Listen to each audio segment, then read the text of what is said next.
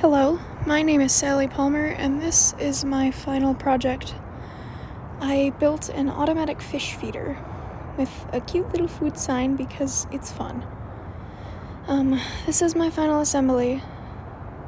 I colored everything. Here's how the lid works. It flips up and down, and then there's a little bit of a latch there to hold the lid down in place on the hopper to keep the food inside and the animals outside. That's how that moves. It's held in with a small pin, and then it latches onto that little lip on the hopper itself. And then here's the compartment where the motor and the battery would be stored, which is connected to the hopper, and then there's a hole to the shaft that connects to this little pill. This is how the food is actually dispensed. Food falls down from the top part into the pill, it turns around, dumps it into the tank, and then resets itself for the next feeding.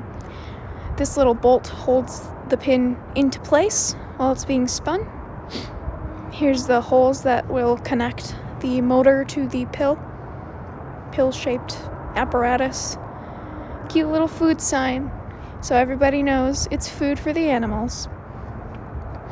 And then this apparatus is to hold the feeder onto the lid of a fish tank. You would drill a hole in the tank and then use that to kind of pin it to the lid to keep it in place. This platform is also vented to keep moisture from building up.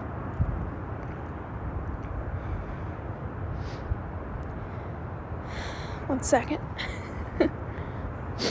Trying to go through my parts. Here we are. Here's some of the parts that I modeled. I think this is most of them, actually. I colored all of them with different textures and plastics and stuff. The main hopper is made out of clear plastic because if I were to ever print this, I would use clear filament so you could see the level of food that is left in the hopper itself. And it's kind of nice to look at. I like it, but I'm probably partial. Here's just showing all the different steps I took to make this hopper. I did use a loft, which was one of the things that was needed. And then there's the holes where the pill connects, so it can be spun around. Here's the lid part that connects to the tank. It's clear as well, so it would let light through if I were to print this. And the food goes in that square hole. That's where the hopper connects. And then those are vent holes. Food drops down through there, and then that is where the pin connects to keep it onto the lid.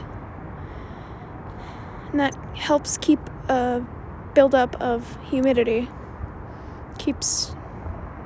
It prevents the buildup of humidity, rather.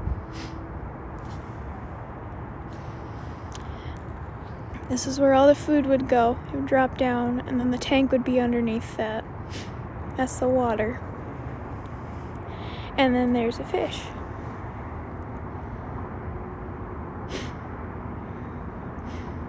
Fish keeping has been a huge hobby of mine for a very long time, so to be able to make this is a lot of fun for me.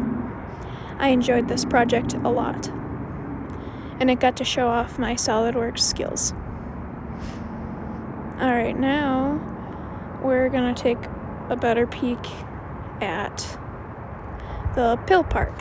This is the modeling part that actually holds the food when it gets dispensed. This is what will spin around and actually put the food into the tank. It will rotate once a day, 360 degrees to dispense the food into the fish tank.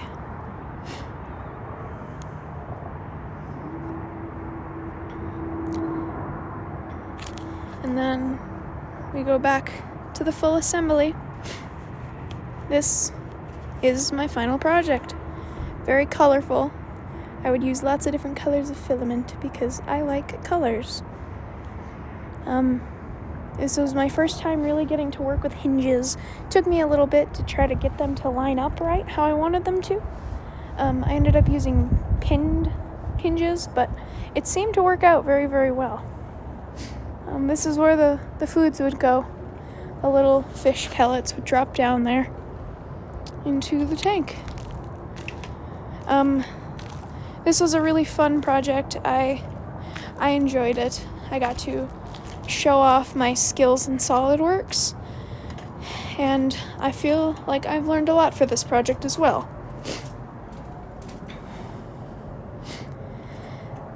This little doodad will spin with the food in it. Alright, thank you very much. Have a nice night.